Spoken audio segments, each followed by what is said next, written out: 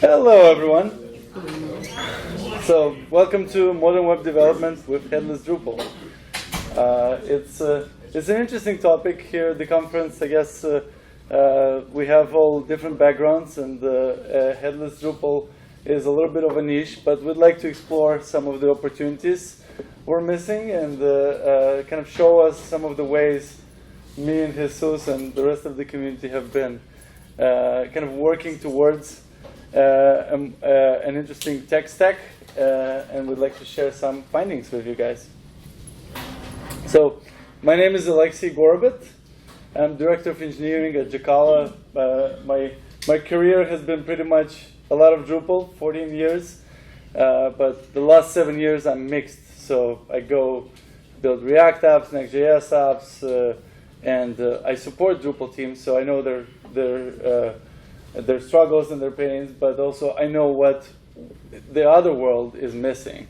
Like, we work with other CMSs like Contempo, for example, and I know what's better done in Drupal, so that's kind of my perspective. My name is Jesus Manuel Olivas, been CEO and co-founder of contrib. It's a digital agency. We mostly do decouple implementations. Been in Drupal for so long, like, I don't really remember. Funny story, I have a love-hate relation with Drupal. For those who knows me, I mean, I worked with Drupal, and at some point left Drupal. It's like around Drupal 7. It's like, I don't want to work with this technology anymore. Then I started working with Symfony, and then Drupal 8. It's like, oh, we want to use Symfony components, and then, well, I'm back. And it was hard to work with Drupal modules, so I created Drupal console to generate code or modules and things like that. Then, at some point, it was like, oh, I just want to try like new front technology, so I moved to more like React, Gatsby kind of thing.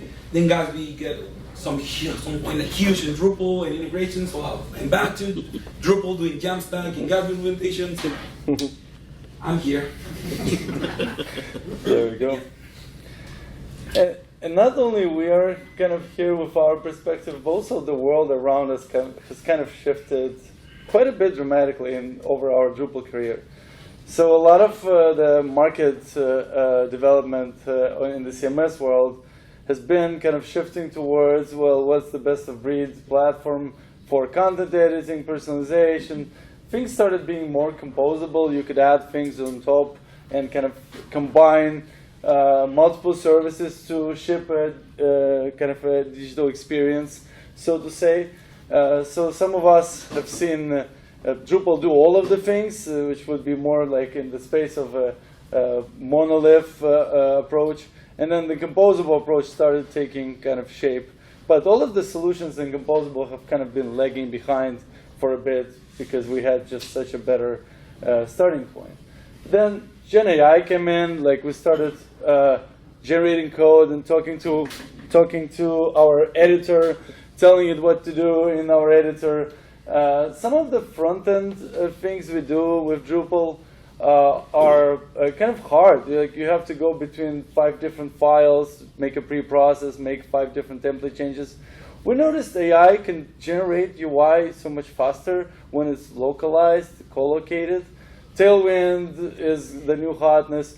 ShadCN UI is the hottest library on earth for components. Created by ex-Drupal developer dev who just became the biggest headless or basically proponent. So, and all of the AI tools can now generate React UI using ShadCN UI library. Basically, there's so much public information out there that creating front ends is just has never been easier.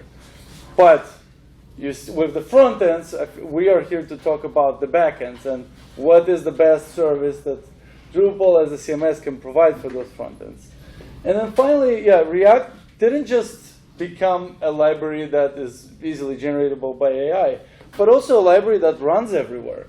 So React Native was a thing given 8 years ago, but these days, Expo Router and all of the other React Native technologies make it much more appealing. But also, React runs on the servers now, not in the pre-rendered way. I pre-render and I ship it to the client, but pure server way. React Server Components is kind of the PHP version of React, you could say. So it can run totally completely on server without shipping any client-side code to it. And if you didn't know, that's because it's recent. It's a 2 years ago kind of recent change. But then we have kind of a lot of developments on the Drupal space where we kind of reinventing our brand, and Drupal CMS comes out, and we're positioning a lot more towards the no-code solutions and the marketers who can assemble things without touching code. So why are we talking all about code while kind of we already have a solution for no-code? Well, we think these are kind of different audiences, right? So developers are going to need sometimes to interact, integrate different systems, and they don't look for no-code. They look for, how do I make this with code? And because creating code has become so much easier, we want to emphasize of how you can make created UI code kind of apply to your Drupal build and basically benefit from both worlds. Yeah, definitely. How things are happening on WordPress. People might come to Drupal, so we need to make it easier. We need to make sure, also take care of, different like personas, like not only developers, making sure the HR experiences are good and all those kind of things. But yeah, definitely. AI. So Alexei was mentioning it's doing a lot. So you can easily generate content now. And that doesn't mean you haven't. Definitely there's human to be there, make sure everything is correct. But there's a lot of things like AI can help us in this. And Drupal CMS has AI on the back end. You should use AI on the front end to generate your front end as well. So we wanted to start with kind of a North Star, kind of get you a sense of a preview where I was at outside of the Drupal world, on how let's say if we look at the North Star headless decoupled project outside of Drupal, what are some of the expectations of a developer that lives there, so that we can see if we can bring them back to Drupal and can build the same experience for you. So I'm going to start with a demo, and hopefully my skin doesn't burn here because I'm going to show Contentful here. So Contentful, as you might know, it's a headless CMS. Doesn't try to really compete with Drupal, but does it really nicely for certain clients. And I have been using it, and I know what we're missing out when we use something like Contentful. So this is a Contentful interface. It's an editor, form-based interface mostly. If you go to the home page, you can see forms. If you go inside of one of the components, right? Let's say we have a hero component, another forms loads up. So at this point, you're looking at this, you're like, well, this is just like our paragraphs module or something like we have in Drupal. And you're probably right. It's structured content. It's kind of nested. You have different things here. And this is the kind of the editor experience you get with Contentful. And some might find it kind of nice and clean. Some might find more of the Drupal features important. But one thing that misses in Contentful, it doesn't have that front-end layer. So everyone coming in and building with a headless CMS has to integrate a front-end layer of their own. And the CMS is forced to give you tools to make this collaboration of your front-end layer and your editing experience smooth. So instead of me going and like editing forms blindly, I would like to see what am I doing. So Contentful has this feature called Live Preview, or basically you can just open it as a preview, regular preview, but it's less exciting. It just shows you a site, and the site is your front-end site. That's not what I'm after here. I want to show you Live Preview that gives you this idea of a collaborative side-by-side kind of editing that a headless CMS can give you. So you have things on the left, which is your form, things on the right, which is your front end. You can click things here, click edit, and it scrolls into the form that you're editing. Or you can basically change things here. Hi, Drupal, Camp, Florida. And they instantly update and ship to your front end. And kind of CMSs want to build that good offering experience for you. So they expose different APIs for the front end layer to talk to the CMS shell and exchange this metadata in real time, basically. But this is the experience you can get here. So you can remove something, it instantly gets removed. I can go the other way around. I can go from here and click that edit button, or I could basically edit on the form and things like that. So it's a nice experience. And you don't lose any of the kind of authoring capabilities that you would expect from a CMS. So you have both the CMS as well as the front end. So this is what we call a preview UI, right, basically. Even more so, if I would go to this site in production, this is my production site. Tools like Vercel, which is the company behind Next.js, they give you collaborative features in the front-end experience as well. So there's this Vercel toolbar, which runs in my production mode. And if I wanted to, from here, I could enter draft mode, which would enter my content into, basically, I can view drafts now. And by viewing drafts, I can also edit things. And there's this idea of an edit mode. If I do this, well, maybe edit mode is not available in production. Yeah, that's right. I got to look at it somewhere else. Well, that's unfortunate. I'm not going to look it up. But say again? There was a draft mode option. Yeah, the draft mode is what I'm in. Oh. But I could also go into edit mode, which is, I could look it up and show you a quick one. I just need to grab a different URL that's not maybe the latest production, just for the sake of it. Maybe let's do this one. Although I don't think that's. Let's see if that's giving me anything here. Okay, so if I click here and I go to draft mode, and then I'm in draft mode, you see the banner that says, hey, you're in draft mode. You should see the draft content. There should also be an edit mode. So if I click edit mode, now my front end gives me those nice overlays and tells me, hey, this is where your content is coming from. And I have the edit in contentful button, which I click and it just kind of opens my editor. And that was me on my live front end. Think of it as my production URL, although I couldn't actually demo that. And it kind of goes back to. So there's a lot of tools that enable you to do all sorts of things, all sorts of cool things. So let this be our North Star, where we want to get with our decoupled experiences in Drupal, Next.js, kind of how we want to see those authoring experiences work. And from there, I would like to just kind of go and show what makes it to create such an experience. So basically, creating a decoupled site doesn't matter where. These are the things you have to go with. It doesn't matter which framework. You're probably going to have to think about those 4 categories.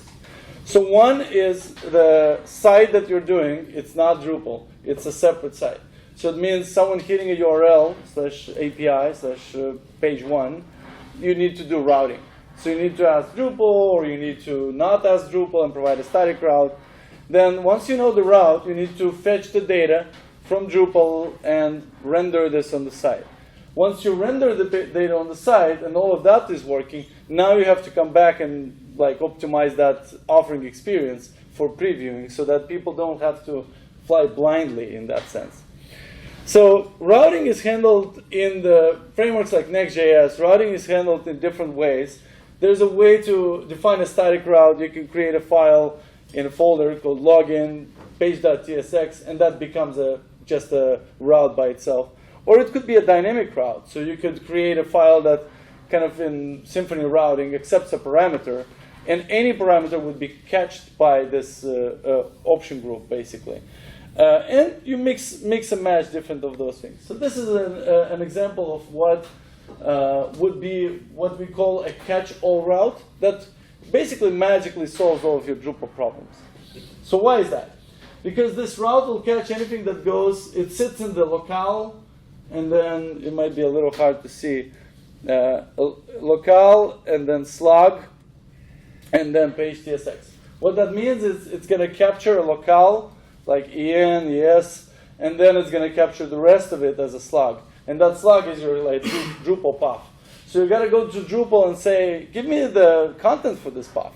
And for now, I'm just explaining this as a simple function, get page, but we'll later look what that get page does. And because Drupal handles routing, Drupal also knows everything about redirects, everything about our content. So we are incentivized to ask once, and Drupal will give us either the content or the redirect, and we'll just act on it. Right? So it's not 2 calls, it's 1 call.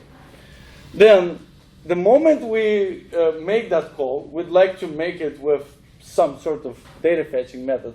So a lot of times we'd use something like a REST API or JSON API. We actually recommend you look at GraphQL API because there's quite some good benefits here.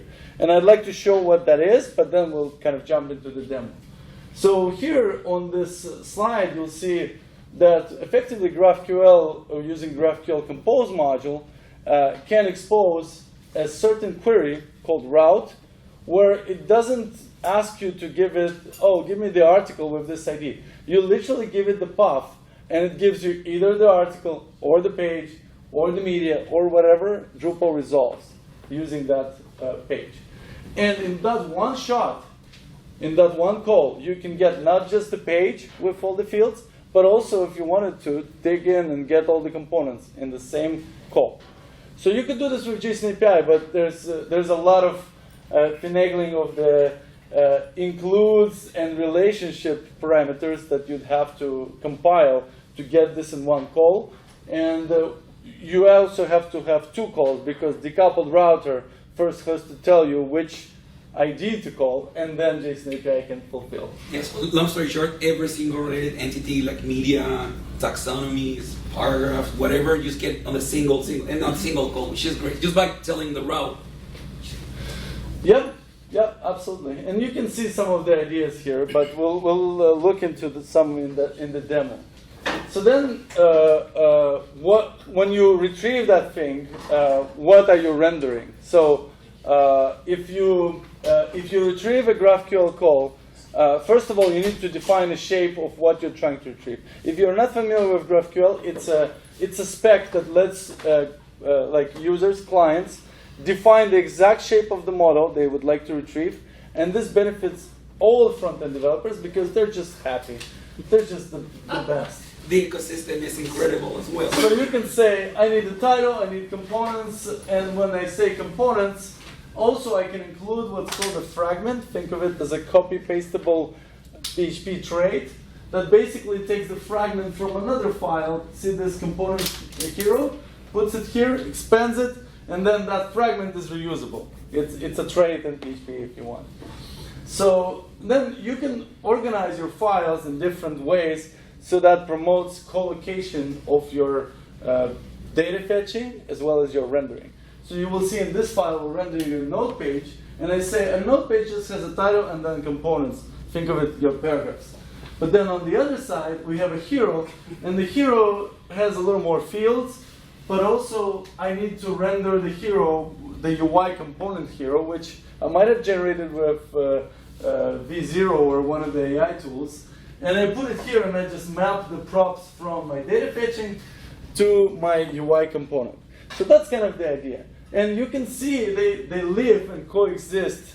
The data fetching coexists with the rendering. So I'd like to give you a demo of that, and we're gonna be really excited about when you see the workflow. So let's see if I can make this bigger. Okay, is this good? Mm-hmm. How are you guys feeling about this? It could be like One more up. Yeah, One more up? 2. Okay. What about this? Awesome. All right. So maybe I should start by showing my front end. Let's see if it works. Okay, close 3,000. No, I need to spin it up. That's okay.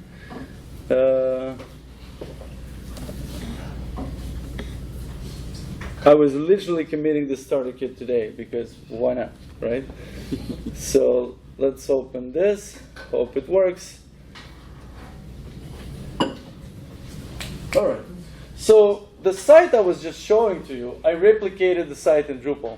And because I already have a contemptual starter kit where I have my UI components, I actually added to my starter kit the Drupal as a destination. So this is a contemptual site, marketing, and then Drupal marketing is a Drupal version of that same site.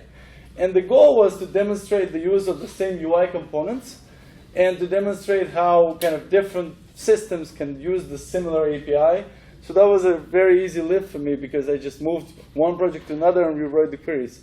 But let's see how it works, right? So I have this page, which is my home page, and it kind of shows me my heading, my menu. I have a select list. I have only the hero component here. I didn't integrate them all. But I'm getting them from the GraphQL API. So how is that working? And how, in general, how do I interact with GraphQL API?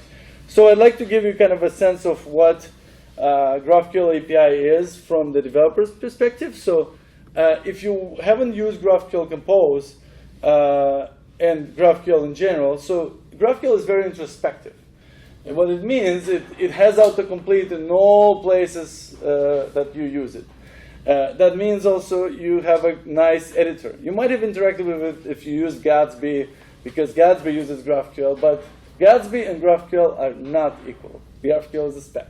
So this is how my query looks like, and I could mix different things in this query. I could mix a menu query, a route query, I could retrieve some configuration. I can do anything here. And the shape of my query on the left and on the right are going to be exactly the same. So whatever I request on the left, on the right, I'm going to get with this shape. Basically, menu, route. And here I requested a route, a page called product, but let's request a page called home so that we're looking at what I was looking at. So in the page called home is basically a route that returns an entity. And it's not a redirect. It's not an external entity. It's an actual internal route.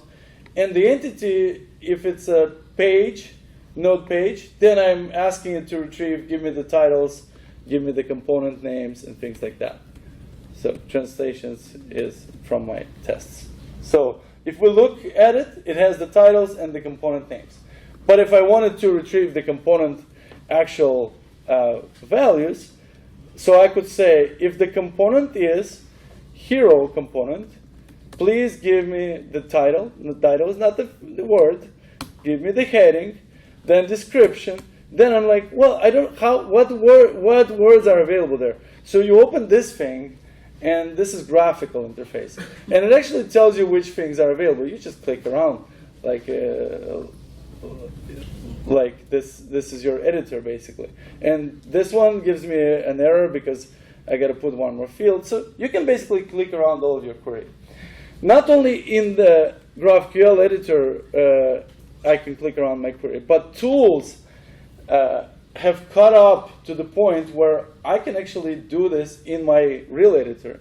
So instead of me doing this node page here, I'm going to click to see the node page fragment, and I'm going to click to see the hero banner fragment, and I see those fields here. If I wanted to get the length code of the hero field, I just type length code and it gives me that. But also gives me the same errors that say, hey, length code is really an object that you have to expand. And I put ID here, and now it doesn't complain.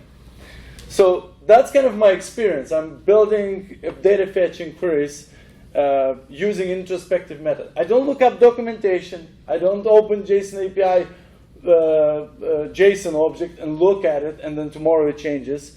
It's guaranteed. So that's great. Now, one way to this makes the interaction is great, because what I can do is GraphQL is typed, and what I'm using on the front end is TypeScript. So what I can do is I can infer all the GraphQL types to show up on my front end and tell me what is available in my response and what is not. So if I hover over this object data, you will see that length code is here, and image is here, and string is here. But if I remove length code, it will go away. And hover over this, length code is not here. What's interesting is, as I remove heading, let's say I'm coding like a madman. AI is actually coding for me. Prepare for the time when AI is coding for you, and you need TypeScript to catch AI errors. So I removed heading. AI rewrote my code. Now I go back and I get squiggly. It says, dude, there's no heading. I'm like, what do you mean there's no heading? There should be a heading. And I can tell AI to fix it, or I actually know what I did. I removed heading from here, and basically everything is end-to-end type safe. So what I just showed here is what's called type inference in TypeScript. And type inference can use basically your context from JavaScript, TypeScript to understand what it does, but can also tap into GraphQL plugins. And one of these plugins is called GQL. Ta-da! Ta-da! Ta-da! Because it's magic. So this plugin, what it does, it gives you ability to just nicely wrap your all of your queries into this GraphQL tag. And if you do that, not only highlighting of GraphQL happens, which your editor supports, but also your responses from your API are going to be typed. So you cannot make a mistake, and AI cannot make a mistake, which I would argue is more important. So it works in your IDE, but if your IDE does not have what's called a language server protocol, it's a notepad, right? Notepad does not have that. Then you can do CLI. But most of the modern IDEs now have a language server protocol, which basically talks, think of it as IntelliSense for PHP, but before JetBrains was a thing. So JetBrains rolled their own, but then everyone else in the Sublime world, remember, was installing things on their local machine to have IntelliSense. So GQL Tada is just like that. It's a local inference server that's running real time. So you might have seen those solutions that are code gen related. So you write code, you run a script, it generates types, you use the type manually, and those are not efficient because waiting for the code gen to generate types is a nightmare. And this one is instant. You saw me do that. So I think this is kind of where the holy grail of this data fetching comes in. Now, I can skip this slide unless you are very interested in this topic. But some of you might ask, why are we using GraphQL? It's not cacheable. So I've been asked, clients have asked me many times, GraphQL is not cacheable, it uses post requests. So the demo I'm showing to you today is actually not only cacheable, you have to do nothing for it. So I'll just show you how that works, because why not? So when I did that load of the page, you will see something like this in my editor, in my terminal. And that's because in Next.js you can enable just full URL logging, and it gives you what URLs my Next.js called. But you will see something like this: operation name, route, variables, and the variable names. So instead of sending all of this payload that I did for the demo here, when I do this and I open my network and you look at this payload, all of this GraphQL request would be a post request that would send all of the payload inside of this query. You can actually send a GET request to the GraphQL server and say, hey, I need this query by this hash. So you can hash the body of the query and then only send the hash. The server with automated persistent queries can actually tell you, I don't know what that query is. Please send me the whole thing. So you send him the whole thing, and now the server knows what the query is, and basically you get GET requests. And what you do with GET requests with GraphQL, you cache them in CDN, you put cache tags on them, you do everything else you do with REST. So just in case you wondered if this is a viable solution for you because you like caching on the CDN level, I argue it is. And all it needed for this to work is in my GraphQL fetching library, Oracle, which you can use Apollo client as well. I needed to add 2 lines of code. It's called the persistent exchange, and it does this APQ magic for you. And by the way, this APQ is provided by the GraphQL server inside of Drupal. On the side of Drupal, it's available basically with a checkbox. So I realized I didn't show what's the experience in the Drupal looking like. So in Drupal, you need to install a module called GraphQL Compose. And after you do that, if only I could type. Is it here? Well, let me use the coffee or whatever. GraphQL. Yes. So once you install GraphQL Compose, you're able to. Okay, this is about schema, so I'll talk about schema. But let me touch on the APQ first. So if you wanted to get this caching to work, all you need to do is in your GraphQL server, go to persistent queries, check that one box. And all of the caching works back and forth, stores all the bodies of your queries on the server and things like that.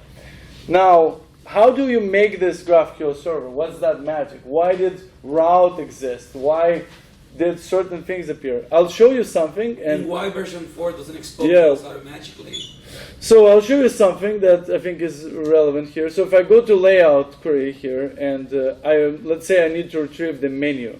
So when I retrieve the menu, I even tell it, please give me the main menu, which is an enum in kind of like a predefined value. It's not a string.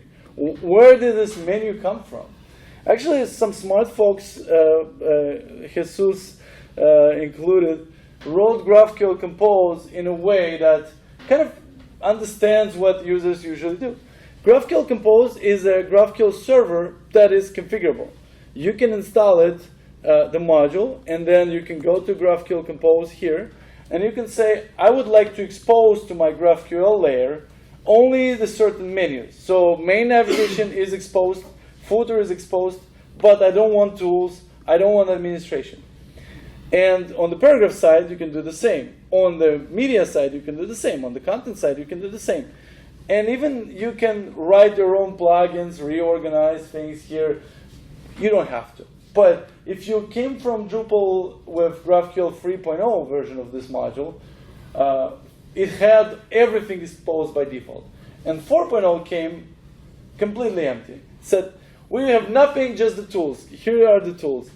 So funny enough, but I built this for one of our media clients on our local, and then never open sourced it. And Jesus was like, why isn't there a thing? And like GraphQL Compose came out. Yeah, and long story short, version 3 of GraphQL exposed everything from Drupal, full of Drupalisms, naming and all the whole thing. So when we grow GraphQL Compose, we try to remove some of those Drupalisms. So the fields get exposed without the field prefix and things like that. But you can name as you want it. You can click and point and click and expose only what you want to get exposed on the GraphQL server. Yeah. So that kind of concludes the GraphQL piece. So maybe I'll just skim through this. But the idea of data fetching, once you're done with data fetching, you need to render things, right? And this is something that we touched on in the beginning of this session. If you're scared of the acronyms here, you should be. I put them here on purpose because you have to be. So there's just too many acronyms. So when we talk about React and decoupled and like server render, pre-render, generally the industry has aligned on these acronyms, mostly pushed by Next.js, so they are kind of at fault here. But sometimes we have a different understanding of what we're doing. So React by itself as a library used to be client-side rendered library that would ship to your browser and would only render inside of your browser. Then came SSR that says, why don't we render React on the server using Node.js?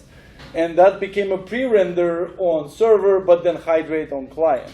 So you'd have both the React on server, but also React on client.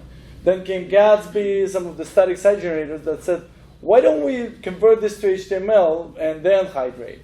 And static site generation was more of this, let's generate as much as we can, push it to an S3, and then the client library will take over.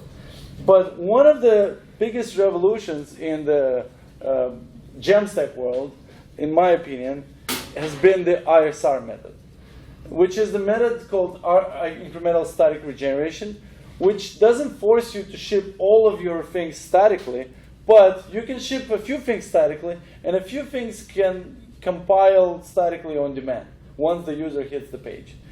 The caveat, you need a server, right? So Vercel will happily sell you a server for that, and Netlify as well. And you could do this on a Node.js server, but the caveat is you need a server to do this approach. And then finally, which we won't have time to look into this, is partial pre-rendering, which would be a combination of static and dynamic approach using something called, you might have heard of it, HTTP streaming. Think of it as Big Pipe when we introduced it in Drupal like 7, 8 years ago, but now React has it, okay? So we were ahead of them first. Lazy builders. Lazy builders, yes. The important part about rendering, which I wanted to illustrate here, is everything I showed here was on my local and basically running on demand. I change a thing, it will basically update on demand. So let's take a look at that real quick. So if I'm here in Drupal and I go to my home and I have this edit page, let's say I change this component.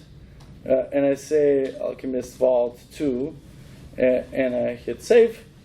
Then I can go here and preview it. It's going to be Alchemist Vault 2.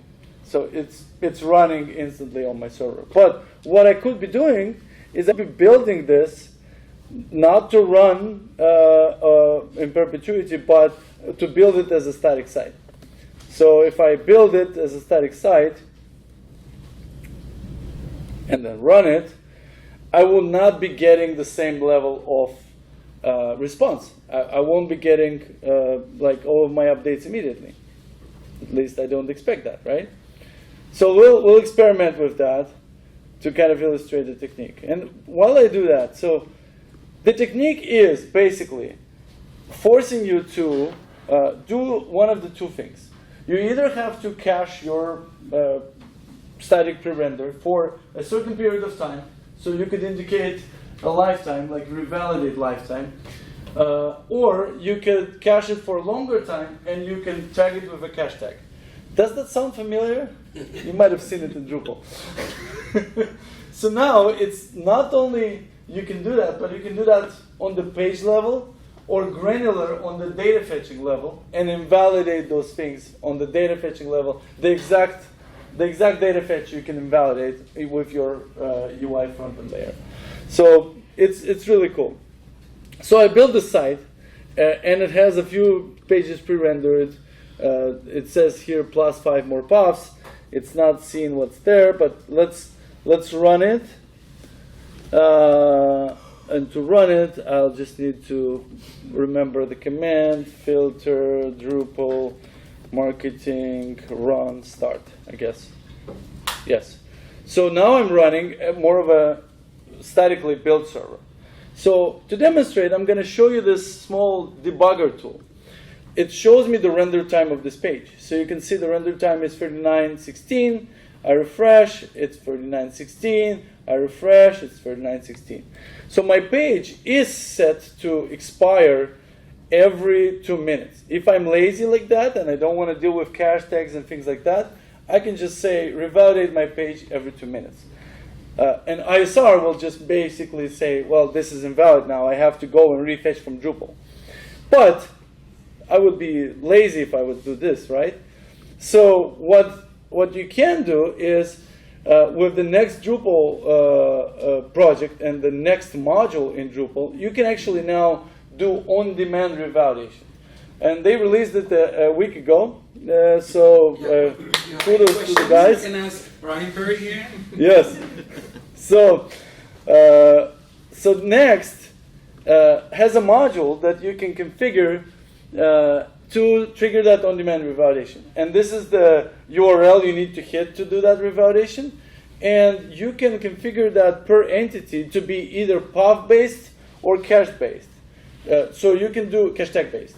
So you can do for content, for example, you can do cache tag-based or you can do path-based. For each of the content types, you can do this basically. But I'm just going to play with it because we don't have time to do it from Drupal, right? So to do that, you have to hit this API revalidate, and you need to have a proper secret, but I commented this out because we have to do it faster. And I need to give it the path to revalidate, and I want the path to be EN. I guess EN is my path. But let me just make sure that I have this correctly. So now we have a new value, 39. No, now it's a new value, 4112. and 4112 again. And I'm going to hit it from here with this pop. Oh, of course, I need to provide a secret for revalidate, not for preview. Secret. You can see my secrets are very secret from my local. And now if I hit the refresh button, it was 12 and now it's 40 seconds. So you basically get the best of both worlds. You can now pre-render things, delay pre-rendering things, render them just in time, put them on the CDN. All of the rendering techniques are now available to you, and even your best Drupal primitives like cache tag invalidation work nicely with this thing.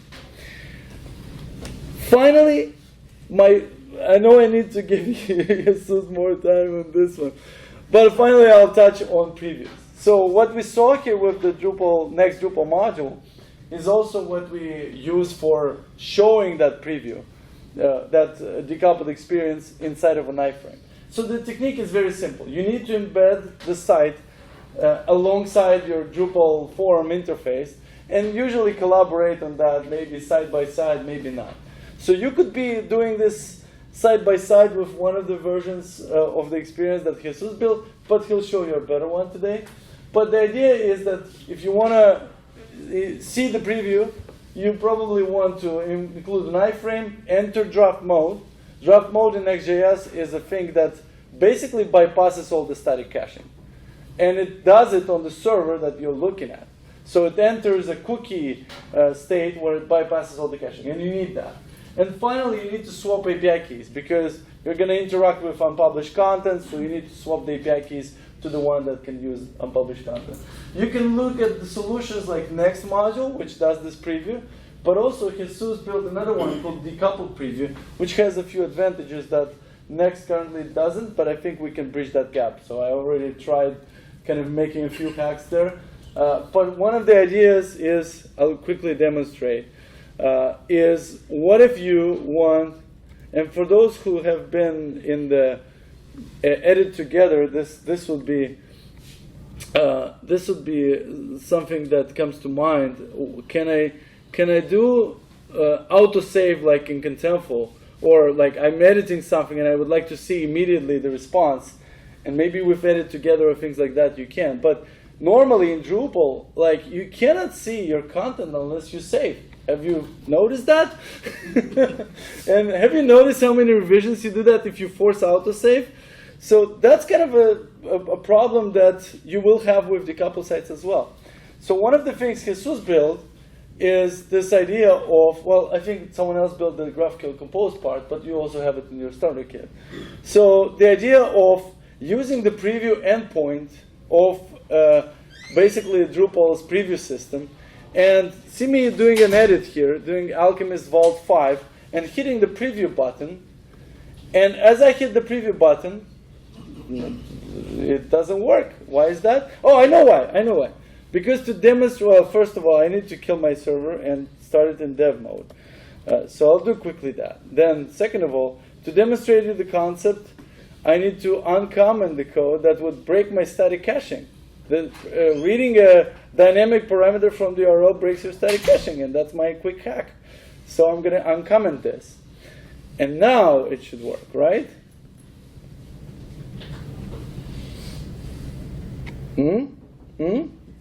It does. So look at this. So you have on your sidebar, you have your content, your hero. I open this hero.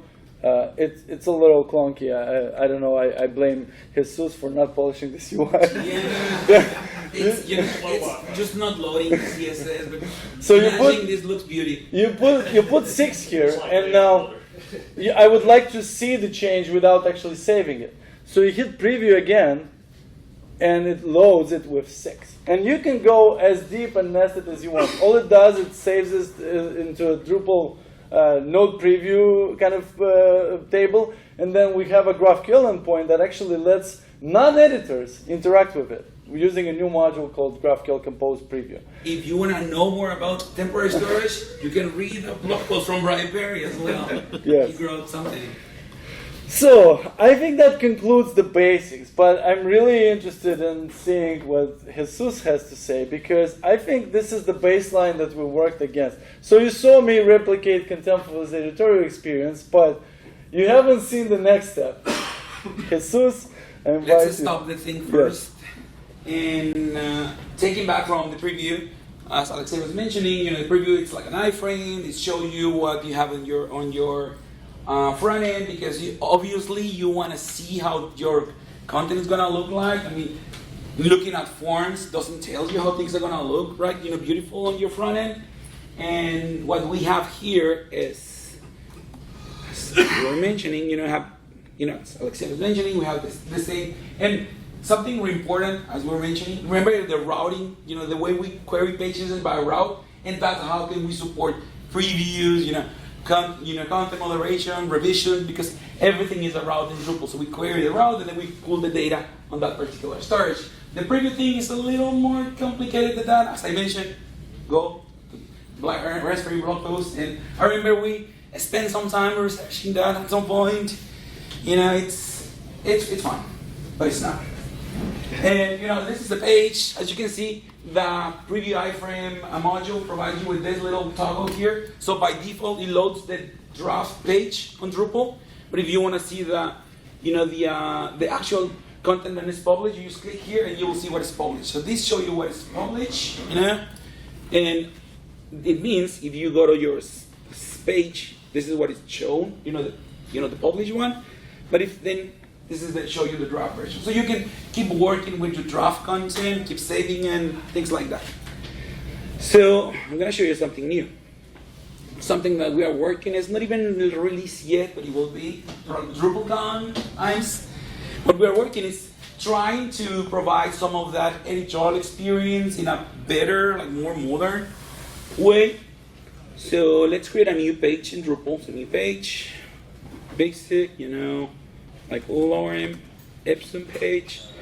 So this is my components, paragraphs. I won't enter anything here for now. I need to add some of the required fields because are there, and then just gonna hit save. So as you can see, we are on a preview of the page, but since we are also in a preview mode, if you wanna call the front end, it shows you like this. And it shows you some boxes here, which are the registered components on the page, mean like paragraphs. So it means if I go here and drag something, it's gonna show me how this is gonna look like. It's not even saved. This is not even Drupal. This is React. This is the full line. React. You can use your front end. Contains not a way to interact with this. And the beauty of this, just by doing a proper configuration. We have the component here, we have also fields in the right side. So it means if I start typing things here, like 2, 3, I can see it immediately on the form. So it's here I can use this also, pulling data. So again, this is that media file. So it means, the media browser that we saw is also on React. So we are pulling data from Drupal. And you go save, publish here, publish here, and guess what? It's pulling data from Drupal, as we were thinking, going to the route, pulling the data, running the GraphQL query, but it also has this bi-directional way for creating the form for me, and also pushing the data back to Drupal. So this is the paragraph, it's stored, but we use that, the React, the Node.js, version of the editor to interact with content. I can change something here. I mean, they're more like shiny things, like drag and drop. It's easy to do this. Then let me change this for real, not placeholder images. Can you clone things? You can clone things. That already beats paragraphs. And let me add another one. So it's here. Maybe I want to go remix drag and drop, so it works. Just gonna put this at the very top, then publish again, and back to Drupal world, and it's here. So again, you can interact with those components directly on the front end, once you're done doing this, definitely, just your deploy. It doesn't include the previews flag, and fields ain't gonna show up. It's just the components get rendered. And let me back to previews. Okay, so what we show you is the upcoming or the next version of the editorial experience at this very moment. Well, like say, show you click on the paragraph component, and then the Drupal, it's called off canvas, shows up, and It's a little clunky. it is, form API is great, but it's, and probably the biggest problem was working with behavioral behaviors and, Ajax calls and that kind of thing. So we're looking for something like more modern, and we find Pop Editor, which is a tool that allows you to build like this editorial experiences. It's non-attached to any CMS, but allow you to write your own adapters and and enable Drupal. So what we are doing in this current version is having a Drupal version of that Pop Editor. But what's going to happen next, we will be able to do an adapter for Contentful or an adapter for WordPress in advanced custom fields or anything, and you will be able to provide the same editorial experiences for multiple CMSs.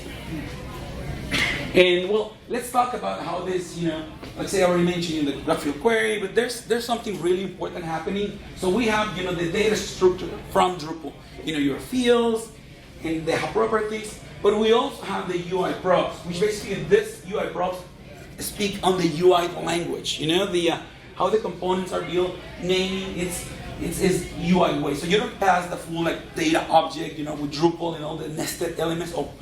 You shouldn't. You don't couple your UI to exactly. your data. And so you need something in the middle, and we call this integration or component resolver. And I'll explain also what we saw in the previous slide. It's query the data, and then get the data and pass it back to the component.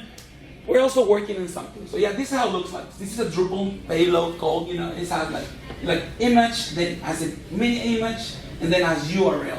And you want to render an image. How the image property is called? It's not called URL, it's called something else, right?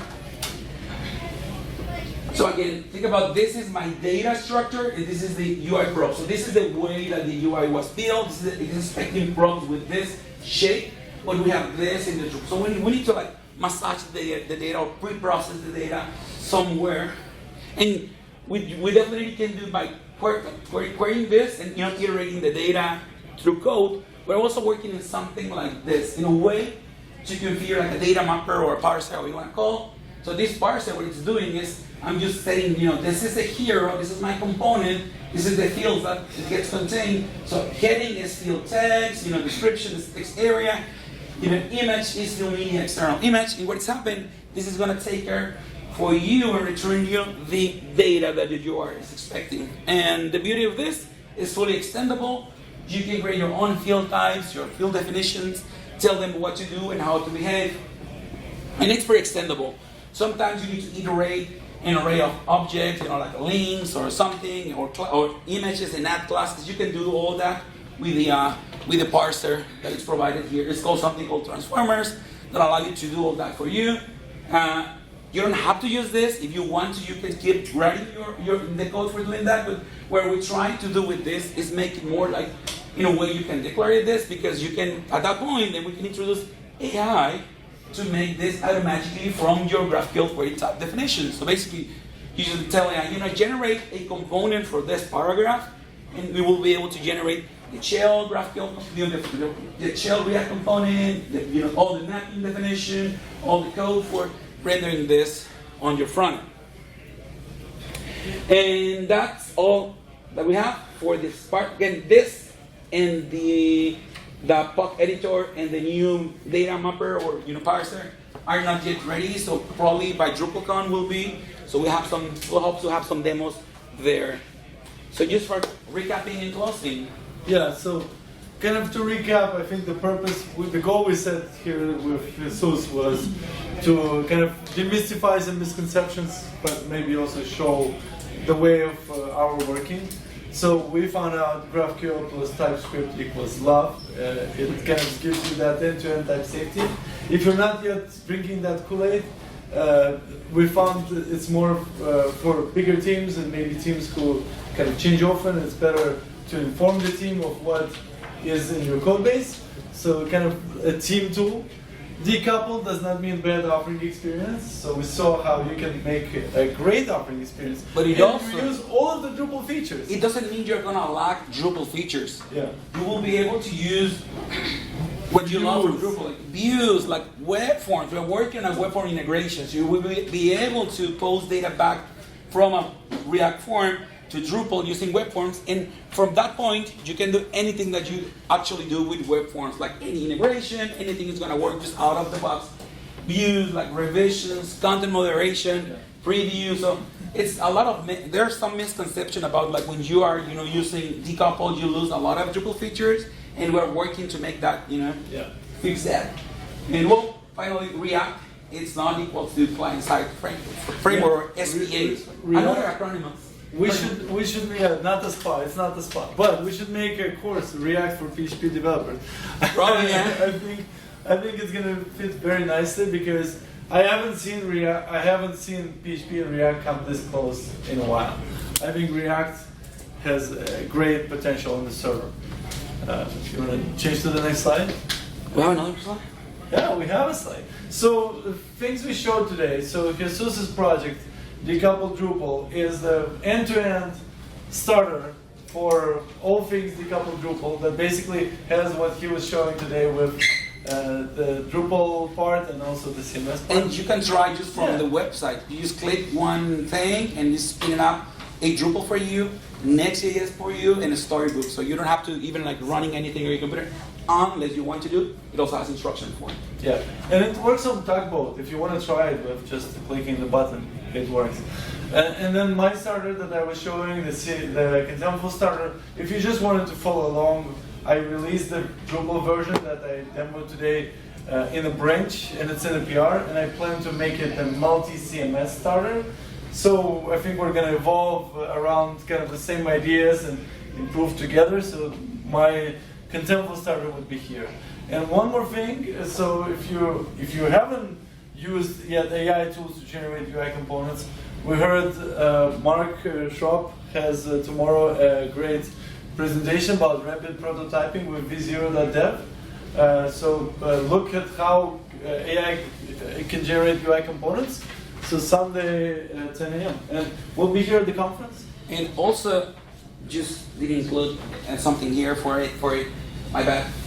We just recorded a podcast with the ObjectHeater website. You will see on my company. You will see if you go to the site objectheater.com. We are talking about like headless misconception. A lot of the topics we're touching here, we're speaking there, and yeah, expect more like demos and videos from both initiatives. And it's like a lot of us are working on a similar project. You're Ryan, myself. So let's get together and make sure we can improve this experience for all of us. Yeah. Thank you very much. Stop.